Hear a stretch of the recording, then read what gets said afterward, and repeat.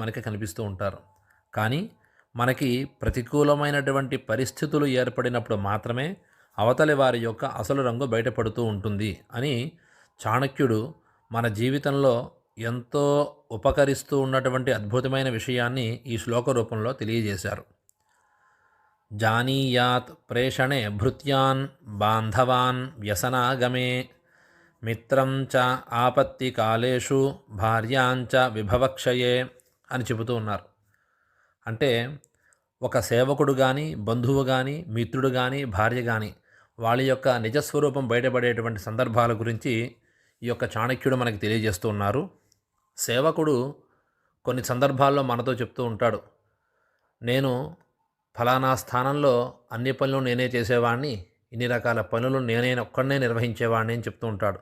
కానీ సరైనటువంటి పని అతనికి అప్పచెప్పినప్పుడు మాత్రమే అతని యొక్క విషయం స్వరూపం బయటపడుతూ ఉంటుంది.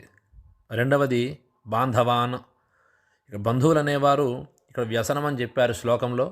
వ్యసనం అంటే కేవలం చెడు అలవాట్లు మాత్రమే కాదు, చెడు మార్గంలో నడుస్తున్నప్పుడు, చెడు ఆలోచనలు తన మెదడులో ఎక్కువగా ఉన్నప్పుడు, చెడు స్నేహం చేస్తున్నప్పుడు, చెడు ప్రవర్తన కలుగుతున్న సందర్భంలో కూడా బంధువులు అనేటువంటి నిజమైన వాళ్ళు అతనిని చూసి అతని మార్గాన్ని మార్చాలి.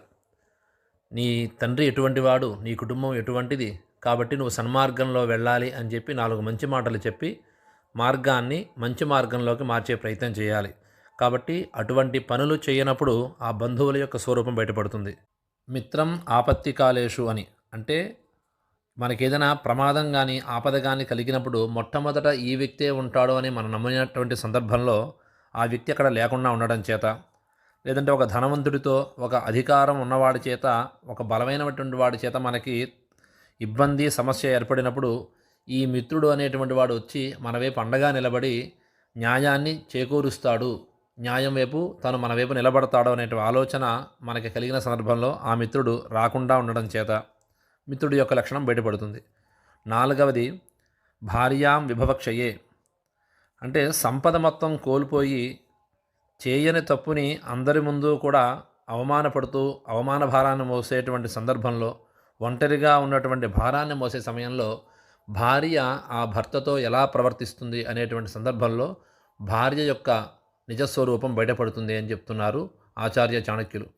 కాబట్టి కష్టకాలాన్ని, ప్రతికూల పరిస్థితులని మనం ఎప్పుడైతే స్వీకరిస్తామో మనవాళ్ళు ఎవరు, మనవాళ్ళు అనేటువంటి ముసుగులో మన చుట్టూ ఉండేటువంటి వాళ్ళు ఎవరు అని తెలుసుకోవచ్చు అని ఆచార్య చాణక్యులు చాలా సుస్పష్టంగా ఈ శ్లోకం ద్వారా తెలియజేశారు.